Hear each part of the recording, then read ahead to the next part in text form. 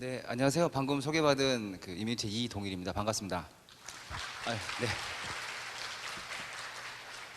네. 제가 실은 이제 제목을 이렇게 했는데 들어오면서 고민을 엄청 많이 했습니다. 원래 준비는 다 영어 스크립트로 준비를 하고 했는데 오신 분들 보니까 약간 이렇게 학생분들이나 아니면 좀 젊은 연구자분들이 많으신 것 같아요. 그래서 좀 주제를 바꿔보면 어떨까라는 생각을 해가지고 다른 슬라이드 몇 개를 더 준비를 했습니다. 근데 이제 기본적으로 제가 해당 자료에서 하고 싶은 얘기를 먼저 하고 잠깐 넘어갔으면 합니다.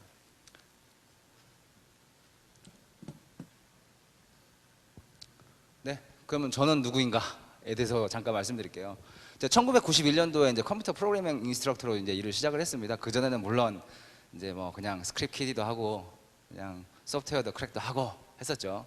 그러다가 디벨로퍼를 하고 시스템 엔지니어링 그리고 스크립트 뭐 컨설팅 뭐 그리고 테스팅 리서치 지금은 그냥 스스로 이렇게 말하고 싶습니다. 오펜시브 에반젤리스트라고 말하고 싶고요. 이제 왜 오펜시브 에반젤리스트라고 말을 하냐? 보시면 아시겠지만 뭐 개발부터 시스템 해가지고는 뭐 그냥 트레디셔널 보안까지 업무를 수행했는데 하면서 느끼는 게 뭐냐면 우리가 보안이라고 하는 어떤 큰 어떤 대도메인을 놓고 일을 하는데 그 도메인 가운데에서 정말 미약한 게 정말 우리가 보안을 하고 있는데 그게 어떻게 되고 있는지 확인을 하는 게 굉장히 부족하다는 것입니다. 그래서 그런 확인을 할 수 있는 방법이 무엇일까로 시작을 해서 역시 오펜시브 말고는 방법이 없구나. 그 뒤에 가시면 이제 그렇게 제가 얘기하는 이유를 아실 수 있을 것 같아요. 제가 이제 최근에 하고 있는 리서치는 가장 최근에 마쳤던 이 리서치는 뭐 Offensive Analysis as a Security Assessment for Critical Safety System이라고 해서 이제 그 시스템도 여러 개가 있지 않습니까? 뭐 일반적인 시스템도 있지만은 뭐 크리티컬 인프라스트럭처에 들어가는 것 가운데서도 크리티컬 세이프티 시스템에 관련된 보안 평가 방법에 대한 것들을 만들었었고요. 최근에는 이제 소스 코드 내 취약점 가운데 이제 제가 하고 있는 리서치 가운데 하나가 특정 취약점이 특정 유형의 애플리케이션에서는 반드시 어떠한 확률로 발생을 하고 그게 익스플로이트 될 가능성이 어느 정도가 있다라는 거에 대한 어떤 주제를 가지고 하고 있습니다. 네, 현재는 뭐 아까 얘기하신 것처럼 그 이뮤니티라고 하는 회사에서 그 비즈니스 디벨롭먼트 이그제큐티브를 맡고 있고요. 자, 원래는 제가 이 슬라이드를 안 보여주고 동영상을 보여드리려고 생각을 했어요. 한 2분 30초 정도 되는 동영상인데 뭐 저작권조법 뭐 문제가 있다고 해가지고 그냥 스크린샷을 좀 준비를 했습니다. 네, 스크린샷을 준비한 이유는 뭐냐면 이거 아마 아실 거예요. 예전에 2012년도에 나온 007이라는 영화인데 혹시 보신 분 계세요? 007. 아유, 두 분 정도, 세 분 정도 계시는 것 같네요. 영화들을 안 좋아하시는군요. 전 영화 굉장히 좋아합니다. 만화도 굉장히 좋아하고요. 애니메이션 굉장히 좋아합니다.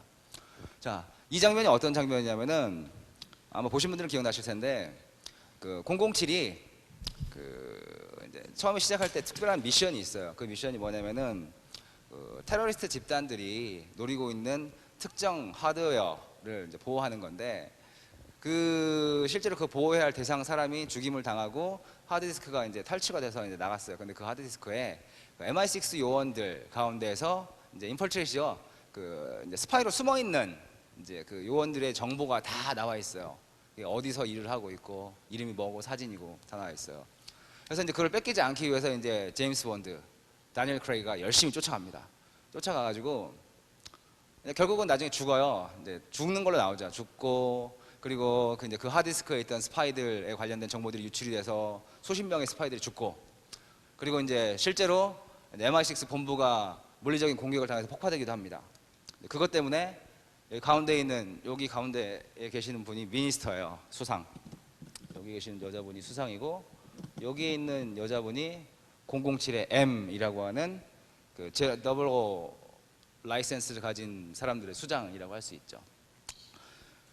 뭐 이거는 뭐 스크립트를 원래는 다 보여드리려고 했는데 자, 그 해당 영화에서 굉장히 중요한 얘기를 합니다. 어떤 얘기를 하냐면은 그 미니스터가 이런 질문을 해요. 너무 시대에 뒤떨어진 것들을 더불어 라이센스를 가진 사람들이 하고 있는 게 아니냐. 뛰어다니고 총을 쏘고 사람을 잡고 하는 게 현 보안 상태하고 전혀 관계가 없는 게 아니냐라는 얘기를 합니다. 그래서 이제 M이 이런 얘기를 해요. 어떤 얘기를 하냐면은 지금 우리가 대적하고 있는 적은 국가가 아니고 눈에 보이지도 않고 지도상에 표시할 수도 없다. 그들은 뭐 인디비주얼이라고 얘기를 해요. 그러면서도 이런 질문을 하죠. 실제로 여러분들이 두려움을 느낀 존재가 있습니까? 여기에 있습니까? 라고 질문을 합니다. 그리고 나서 이제 나쁜 사람이 들어와서 총을 쏘고 하는 일들을 벌입니다. 자, 제가 이 얘기를 꺼낸 이유는 실은 우리가 보안이라고 하는 업무를 하는 데 있어서 아까 말씀드린 보안 테스팅, 실제로 보안 테스팅이라는 것 자체가 그냥 체크리스트에 있는 것처럼 혹은 고객이 원하는 특정한 거 아니면 내가 하고 싶은 일부 혹은 비용 때문에 그 비용에 맞춰서 이만큼만 혹은 1년에 한 번 내지는 이 업체가 잘하니까 계속 이 업체한테 라고 한다면은 실은 큰 문제가 있을 수밖에 없다. 왜? 실제로 이제 오펜시브나 아니면 해킹이나 그 네이처 자체가 어떤 특정한 기술에 의존하지 않기 때문이라는 것입니다. 특정한 로직에 의존하지 않는다는 거죠. 자, 침투 테스팅. 자, 뭐라고 부를 것이냐에 대한 겁니다. 기본적으로 침투 테스팅은 좋은 이유로 근데 기업이 자기 회사를 해킹할 수 있도록 사람들을 하이어하는 거죠. 일반적으로는 침투 테스팅이라고 얘기를 합니다. 어디서는 타이거 팀이라고 얘기하고요. 또 어디서는 인트루전 테스팅이라고 얘기하고, 어디서는 에티컬 해킹이라고 얘기하고, 또 다른 데서는 벌너비티 어널리시스 혹은 시큐리티 어세스먼트라고 얘기합니다. 국가마다 지역마다 다 다르게 쓰고 있습니다. 제가 아는 타이완에서는 아마 그 타이거 팀을 많이 쓸 거예요. 그리고 중미나 그런 데서는 페네트레이션 테스팅이라는 표현은 거의 쓰지 않을 겁니다. 라는 거죠. 그래서 국가마다 지역마다 좀 차이가 있게 부르고 있습니다. 하지만은 요는 여기 나와 있는 것처럼 누군가를 시켜서 우리 회사를 해킹해라. 왜? 우리 문제점을 찾기 위해서 라는 것입니다. 그러면 이제 침투 테스팅의 어떤 성격이 뭐가 있을 것인가에 대한 것입니다. 실제로 보시면은 캐릭터리스틱 자체는 심플합니다. 예컨대 요는 문제점이 뭐가 있는지 찾는다라는 거고요. 그걸 하고 나서 이제 리절트 자체를, 결과 자체를 인터프리팅한 것입니다.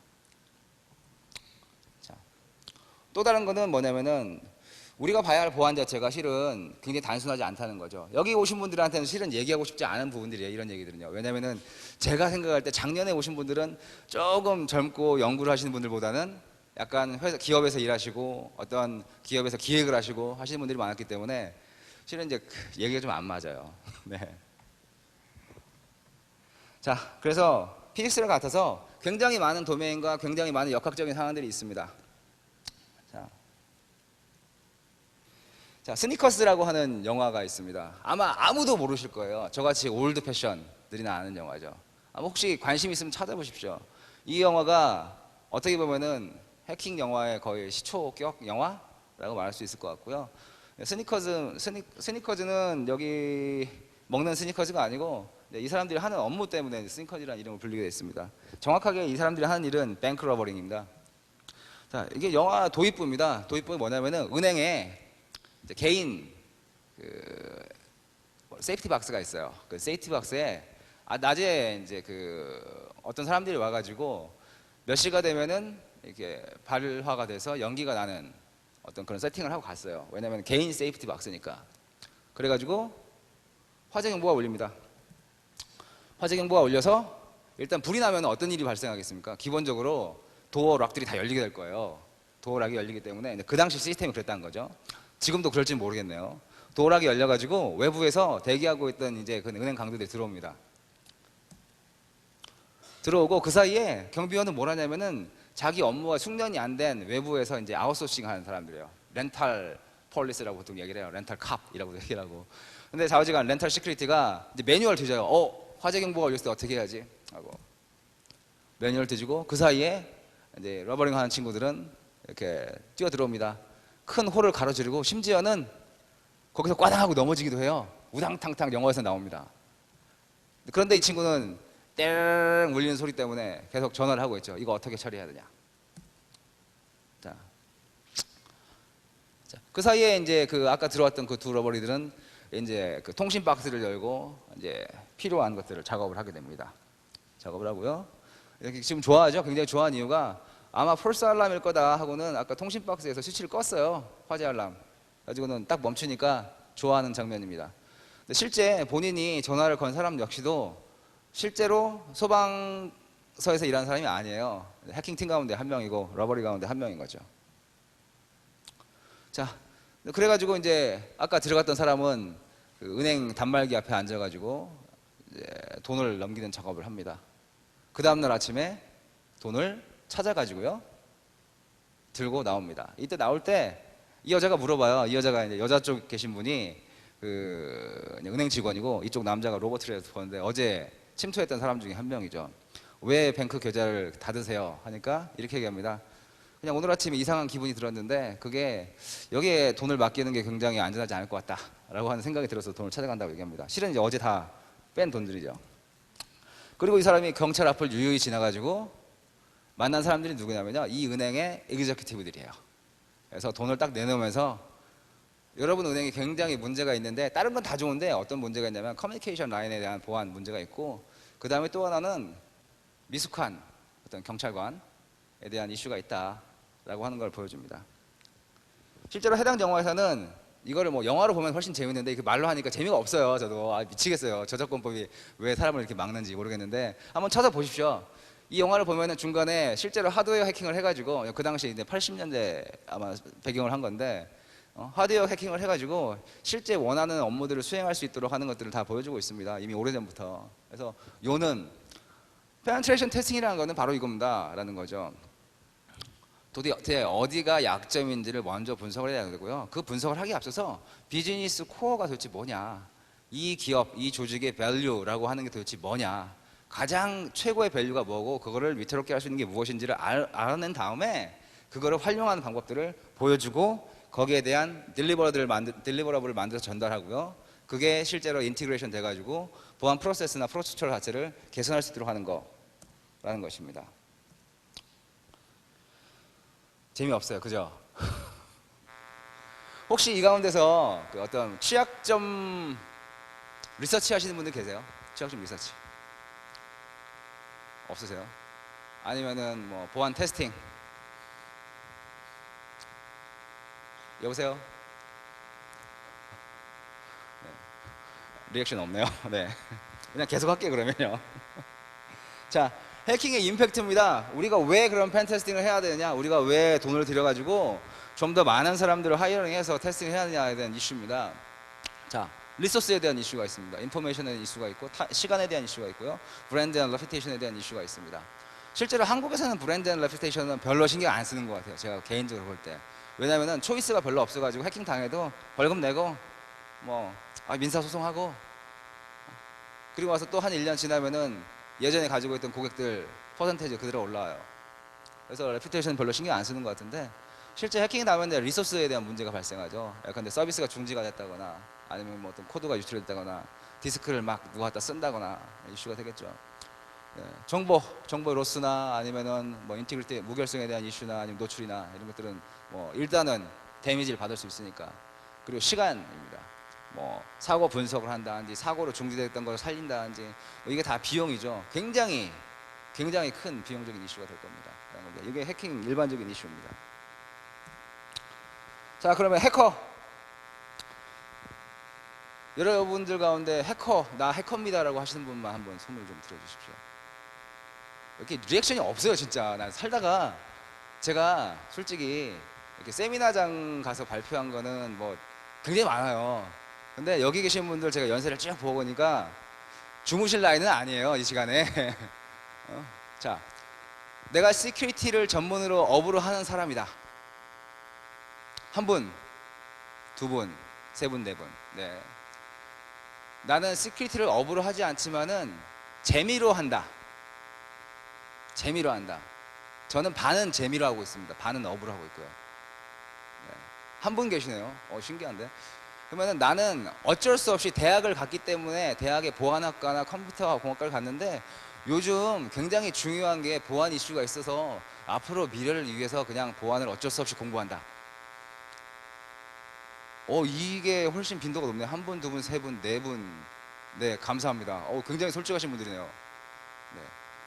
솔직히 저는 아까 보셔도 아시겠지만은 보안 일을 시작한 지가 한 15년 정도 됐는데요. 참 암울하게도 15년 동안 우리 아까 사회 보신 조민재님도 잘 아시겠지만 늘 10년 뒤 유망 직업은 보안이었습니다. 근데 이게 잘 모르겠어요. 유망한지. 재미는 있어요. 확실한 건요. 그, 자, 해커를 제가 아까 여쭤본 이유는요. 저는 개인적으로는 해커라는 텀 자체를 다르게 쓰자. 그래서 뭐 블랙햇, 뭐 화이트햇 다 좋습니다.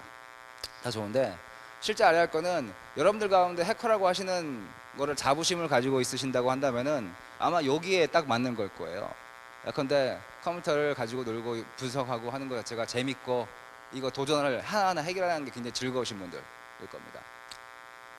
그리고 이제 뭐 실제로 뭔가 작업을 했을 때 악의적이지 않은 목적으로 하는 사람들인 거죠. 그러면 크래커가 나쁜 사람들이냐? 또 그러지는 않습니다. 지금 여기 보시는 거는 이제 어떤 히스토리컬한 어떤 텀에 대한 데피니션이라고 보시면 돼요. 왜냐면은 크래커가 처음에 나왔을 때 뭐 70년대 뭐 60년대만 해도 실제로 이제 이 사람들이 하는 역할들은 뭐냐면은 시스템 리소스를 좀 자유롭게 쓸 수 있기를 원하는 사람들이었어요. 마치 소프트웨어를 이제 어떤 특정 기업이나 특정 플랫폼의 산물로서 거기에 종속돼서 사용되지 않고 좀 널리 자유롭게 쓸 수 있도록 하는 어떤 프리 오브 유즈에 관련된 소프트웨어를 개발하시는 분들처럼 이제 그런 개념을 가지고 있는 분들이라고 보시면 좋을 것 같습니다. 자, 그러면 이제 요즘 말하는 크리미널에 관련해서는 어떻게 하면 좋을까? 뭐 해커, 물론 해커겠죠. 왜? 챌린지를 좋아하고 펀으로 하시는 분도 계시고 실제 펀으로 시작해서 크리미널이 되는 경우도 있으니까 뭐 사이버 크리미널이나 멀리셔스 해커라고 표현하면 좋겠다 라고 생각합니다. 자, 제가 애니메이션 굉장히 좋아한다고 얘기했습니다. Types of Hacker입니다. 뭐 큰 항목들은 잘 아실 거예요. Script Kiddies, Independent Hackers, 그리고 Organized Hackers. 자, 여기 이제 어린 친구들이 총을 들고 있죠. 이거는 뭐 Script Kiddie에 대한 얘기를 잠깐 하기 위해서인데요.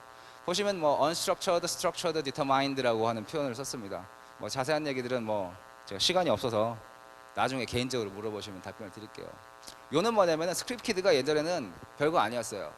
근데 요즘은 굉장히 심각한 문제예요. 왜냐면 이 친구들 언제 멈춰야 할지를 몰라요. 내가 멈춰야 할 시점을 몰라. 그래서 하고자 하는 걸 다 해봐요. 내가 원하는 걸 찾을 때까지. 어떻게 해서? 알고 있는 익스플로잇이 정말 되는지를 보기 위해서. 나 유튜브에서 봤는데 이 사람은 이렇게 하니까 금방 되던데 나도 한번 해봐야지 해가지고 은행 시스템에 던지고 메일 시스템에 던지고 하는 거예요. 그리고 또 다른 거는 저기 옆에 보시면은 뭐 옛날 총도 있고 요즘 총도 있는데 요즘 외부에서 뭐 유튜브나 구글링 하다 보면은 굉장히 좋은 툴들을 굉장히 잘 만들어진 툴들을 쉽게 다운로드 받을 수 있어요. 사용법에 대한 것도 굉장히 자세하게 잘 되어 있죠. 조금만 시간 들여서 번역하면 쓸 수가 있어요. 그러다 보니까 마치 13살짜리 애한테 바치카포나 탱크를 준 것 같은 사태가 돼버렸어요 지금요. 이 친구들은 굉장히 요즘 미국에서 굉장히 신경을 쓰고 있는 애들입니다. 왜? 멈추질 않아. 그리고 막 해봐. 그 뒤에 대한 책임은 생각도 안 하는 거죠. 자, 그리고 인디펜더블 해커였습니다. 이 친구들이 이제 보면은 좋은 친구도 있고 이상한 친구도 있고 한 친구들인 거죠. 뭐 말리시어스한 액트를 하는 사람들이 있고요. 솔버는 말 그대로 문제를 해결하는 사람들이에요. 친구 문제가 있어요. 컴퓨터에 문제가 발생해가지고 그거를 소프트웨어적으로 아니면 뭐 시스템적으로 해결할 방법을 찾는 거죠. 네트워크적으로. 액티비스트입니다. 이 친구들도 좋은 면과 나쁜 면이 있어요. 그렇죠? 근데 제가 여기서 얘기하고 싶은 거는 버즐란트 그룹이에요. 이 친구들은 아마 거의 뭐 해킹 사고가 난다고 했을 때 신문지상에 나오지 않고 뉴스상에서 볼 수 없는 친구들입니다. 아마 이 가운데 있을지도 모르겠습니다. 물론 법을 넘어선 일들을 하고 있어요. 근데 이 친구들이 하는 건 뭐냐면은 제가 알고 있는 이런 그룹들 유형들은 일반적으로 이런 모토를 가지고 일합니다. Take up the scum of the earth. 그래서 지구상에 있는 아주 못된 존재들을 없애버리자는 게 이 사람들의 목표예요. 예컨대 인터넷상에서 돌고 있는 뭐 아동 포르노그래피 요즘 큰 이슈가 되고 있습니다. 아니면은 뭐 아까 말씀드린 핵티비스트 같은 경우는 뭐 그린피스 뭐 이런 것들이 될 수가 있겠죠. 자, 그 다음에 이제 오거나이즈 해커입니다. 요즘 이슈가 되는 것들은 이제 스테이트 스폰서드입니다. 뭐 이 가운데에도 계실지 모르겠습니다. 근데 이제 예전에 보시면은 뭐 스톡스넷이랄지 뭐 프레임이랄지 개인이 할 수 없는 일들이죠. 오거나이즈가 잘 돼 있지만은 그냥 오거나이즈가 돼 있어서는 안 되는 것들이에요. 예컨대 굉장히 강력한 어떤 파이낸스적인 어떤 지원도 있어야 되고요. 오랫동안 팀을 이끌어갈 수 있도록 하는 어떤 구심점도 있어야겠죠. 목표도 있어야겠고요. 그래서 스테이트 스폰서드 해커 같은 것들이 이제 오거나이즈 해커 안에 들어가 있고요. 그 외에는 뭐 익소션이나 뭐 히트맨 테러리스트 에스피오나지 같은 경우는 일반적으로 보시는 케이스라고 볼 수 있습니다. 자, 그러면은 이제 해커들은 무엇을 모티브로 움직이느냐? 다 아시는 내용들입니다. 자, 보시면은 이제 멜스톰이라고 하는 친구가 있습니다. 이 친구 굉장히 유명한 해커죠. 네. 이 친구는 이렇게 얘기합니다. I just do it. 나 그냥 해. 왜냐하면 기분이 좋아지니까. 그리고 이걸 통해서 경험하는 것들 자체가 실은 자기가 살면서 경험할 수 있는 것보다 어떤 것보다 더 많은 것들을 경험할 수 있어라고 얘기를 합니다. 자, 그리고 이제 케빈 미트닝은 이렇게 설명을 합니다. 뭐 사이버 스페이스에서 좀 더 많은 이해를 얻게 되고 컴퓨터에 대해서 많은 이해를 하게 되고 오퍼레이팅 시스템에서 많은 이해를 하게 된다면은 실은 이제 밑에 보시면 그 얘기가 나와 있어요. 이게 정말 엄청난 스릴과 어드벤처를 느낄 수 있게 한다라는 겁니다. 이 사람들의 모티브는 그거예요. 문제를 해결해 나가고 새로운 것에 대한 답을 얻고 라는 거죠. 혹시 여러분들 케빈 미트닉이 왜 잡혀갔는지 아세요? FBI한테 잡혔는지? 누가 답변을 해주시면은 짧게라도 제가 술을 한 잔 사겠습니다. 정말 모르세요? 혹은 케빈 미트닉을 아시는 분? 네, 아시는 분 좀 말씀을 좀 해주십시오. 케빈 미트닉 자신의 모든 것을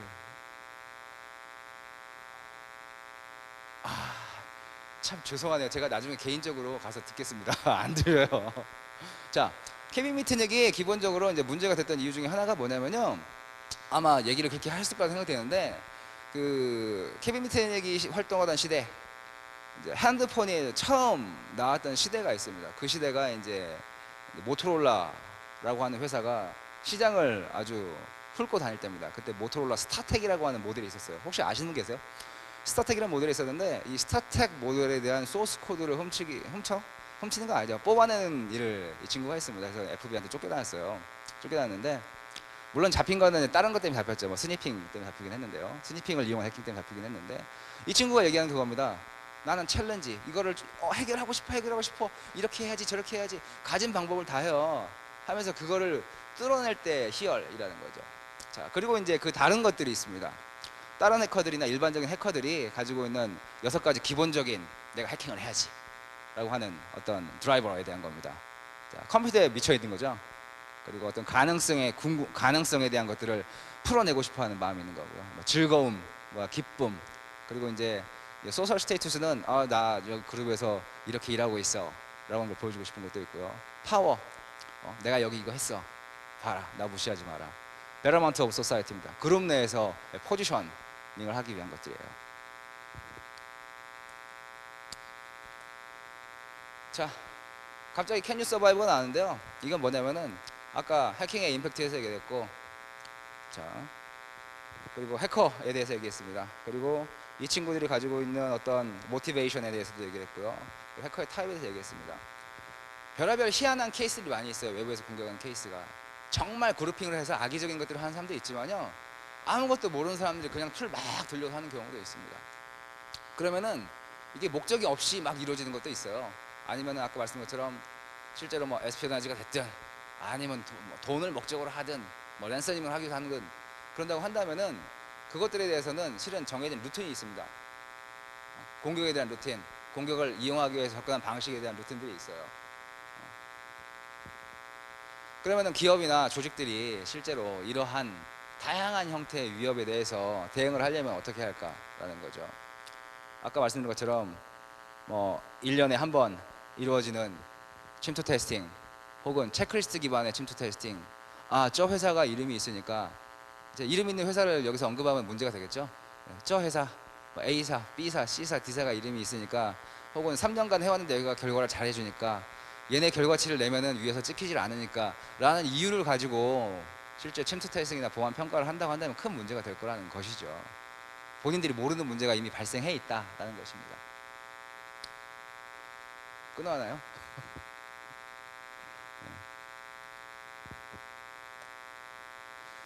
자, 그러면은 올바른 침투 테스팅을 하기 위한 방법, 그리고 이거를 보안 테스팅 방법으로서 잘 활용하기 위한 기술들은 뭐가 있을까에 대한 얘기를 솔직히 저는 굉장히 심도 깊게 하고 싶습니다. 저는 자료를 1시간짜리 자료를 준비했는데 와서 보니까 30분짜리 해가지고 엉망진창이네요. 자, 보시면은 이제 프레임워크에 대한 얘기를 드리고 싶어요. 프레임워크는 뭐 여러 가지 프레임워크가 있어요. 소프트웨어 개발할 때도 프레임워크가 있고, 그리고 이제 무슨 일을 할 때 프레임워크가 있습니다. 프레임워크는 기본적으로 특정 스테이지에 이르기 위해서 어떤 목적을 가지고 특정 스테이지나 페이지에 다다르기 위해서 필요한 방법들을 나열한 것들입니다. 자, 그것들을 프레임워크라고 하고요. 저희 같은 경우는 침투 테스팅에 관련된 프레임워크를 얘기하는 겁니다. 플랜, 오퍼레이팅, 리콘, 이네뮤레이션 하고 결국으로는 아까 말씀드린 것처럼 익스플로이테이션 다음에는 이제 딜리버블을 하는 어떤 산출물을 제공하는 거고, 그것들을 실은 기업의 환경에 맞게 혹은 조직의 문화에 맞게 쓸 수 있도록 인티그레이션하는 작업들을 수행을 해야 한다는 것인 거죠. 여기 보면은 옵션이 굉장히 많이 있어요. 플래닝에 대한 옵션들이 여러 개가 있죠. 지금 한 5가지 정도 옵션이 있고요. 이걸 수행하는 방법도 한 5가지 정도가 있고요. 거기에 대한 어떤 탐색이나 분석에 대한 것들이 한 4, 5가지 있습니다.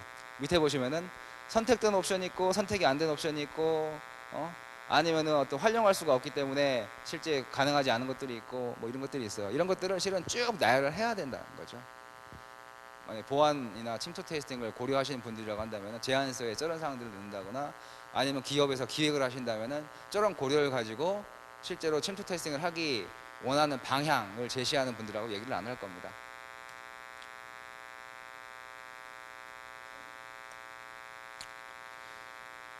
네. 자, 그래서 실제로 아까 보신 단계인데요. 그 단계 내에서 맨 마지막에 인티그레이션 단계에 보시면은 그 단계에서 필요한 것들은 이제 미티게이션에 대한 방법들, 그리고 디펜스에 대한 방법들, 인시던트 매니지먼트에 대한 방법들을 제시를 하는 겁니다. 왜? 많은 사람들이 오해하는 게 침투 테스팅이 그냥 가셔 쉘 따오는 거다, 혹은 SQL 인젝션 성공해가지고 자 여기 SQL면이 있습니다 라고 생각하시는데요.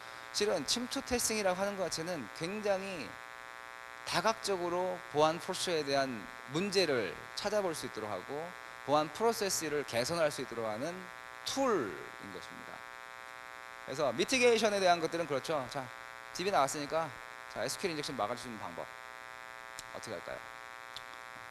그거를 완화를 시킬 것이냐, 아니면 원천적으로 막을 것이냐를 결정해야겠죠. 자, 막을 수가 없다고 한다면은 어떻게 할까요? 이거를 모니터링하고 중간에 차단할 수 있도록 하는 것들, 추적할 수 있도록 하는 것들을 해야겠죠. 그래서 미티게이션, 디펜스, 인시던트 매니지먼트라고 하는 것들이 발생을 하게 되어 있습니다.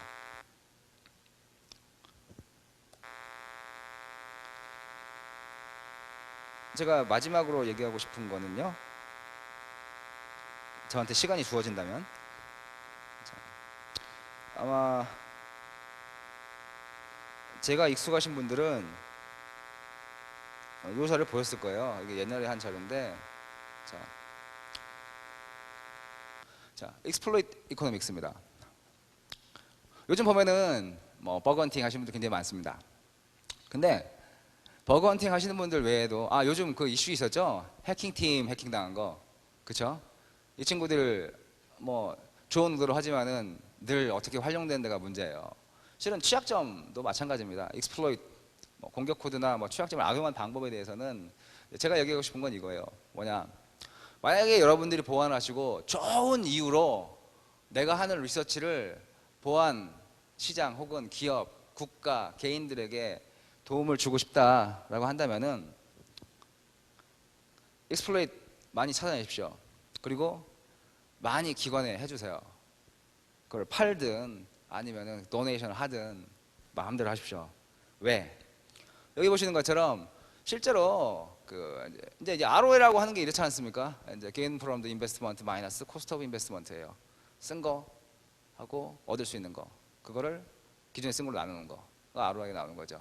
어태커 ROI도 마찬가지입니다. 공격을 하기 위해서 들어간 비용이 있습니다. 그렇죠? 그리고 공격을 하면서 얻을 수 있는 비용이 있어요. 그걸 가지고 공격자 ROI가 나오는데, 자, 그러면은 어태커가 얻는 거, 실은 어태커가 얻는 게 뭐냐라고 하는 게 있어야 실제로 ROI가 나오겠죠. 그러면은 얻는 거에 오퍼니티에 그 오퍼니티를 몇 번이나 수행할 수 있는가에 대한 게 나오겠죠. 그러면은 익스플로잇을 만들었어요. 이게 특정 조건에서만 동작하는 익스플로잇이면은 이 친구는 돈을 못 벌어요. 아예 못 벌겠죠. 근데 이게 골든키야. 뭐든 다 뚫을 수 있어. 옛날에 마치 윈도우 XP 시절에 뭐처럼, 아니면 요즘 자바 취약점처럼 이거 던지기만 하면은 다 얻을 수 있어 라고 하는 거라면은 실제로 어퍼추니티 자체가 굉장히 커지겠죠. 모든 클라이언트, 모든 이제 그 윈도우 PC 단에서 쓸 수 있거나 자바 단에서 쓸 수 있다고 한다면요. 자, 그럼 어태커 코스트는 뭐냐?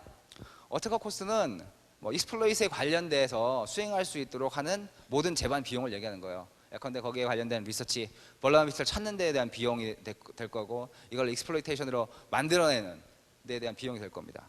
라는 거죠. 그러면 이제 어태커 ROI는 이런 식으로 나오게 된다는 거죠. 이게 다 깨지네요.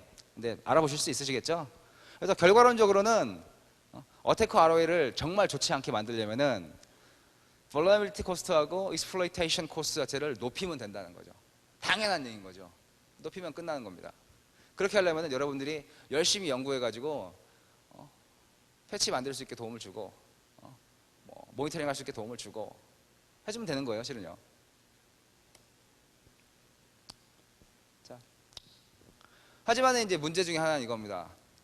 우리는 요만한 윈도우, 이거보다 더 크겠죠. 이 화면보다 더 큰 윈도우에 있는 취약점을 다 찾아야지만 공격하는 사람은 딱 하나만 찾으면 된다는 거.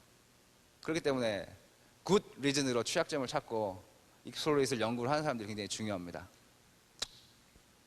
네. 앞서서 뭐 이런저런 종류의 해커들이 있고 어떤 그룹핑을 한다, 스트럭처가 돼 있다, 아니 오거나이즈 돼 있다라는 얘기를 잠깐 했었습니다. 자, 보시면은 취약점을 찾는 사람, 익스플로이트를 만든 사람, 머리하우스, 어태커, 오거나이즈가 있습니다. 이 얘기를 보여드리는 거는요, 더 이상 아까도 맨 처음에 얘기했지만은 인디비주얼이 아니죠. 우리가 대응을 해야 할 사람들은 인디비주얼이 아니고요. 이 친구들이 경우에 따라서는 이렇게 하이어아키를 가지고 움직입니다. 예컨대 조금 싼 뭐 중국이나 어디 가가지고 그냥 하우스 같은데 사람들 박아놓고, 야, 내가 이거 쓰는 거 가르쳐줄게. 돌려봐. 찾아내면 내가 500불씩 줄 거야. 열심히 돌립니다. 찾아내요. 이거 찾았으니까 익스플로이트 만들어. 툴 줍니다. 200불짜리 툴, 150불짜리 툴 줘요. 익스플로이트 만들어서 시연되는 거 보여주면 내가 1000불 줄게. 만들어요. 그리고 이제 악성 코드 배포하거나 만든 애들한테 가지고 발로 차면서 얘기하죠. 자식들아, 방법을 만들어라. 그렇게 해서 이루어지는 공격들이죠, 다. 네. 물론 요즘은 그거보다 형태가 좋았을 겁니다. 라는 거죠. 그래서 이제 요즘 익스플로이트 이코노믹스 경제학을 놓고 본다면은 아까 말씀드린 것처럼 실제로 공격자들이 공격을 할 수 있는 기회와 그걸 활용할 수 있는 방법들에 관련된 것들을 굉장히 적은 비용으로 찾아내고 있고요. 그러다 보니까 이익이 극대화되고 있어요. 이익이 극대화되니까 이게 신디케이트들이, 범죄 신디케이트들이 이 일을 안 할래 안 할 수가 없습니다. 왜?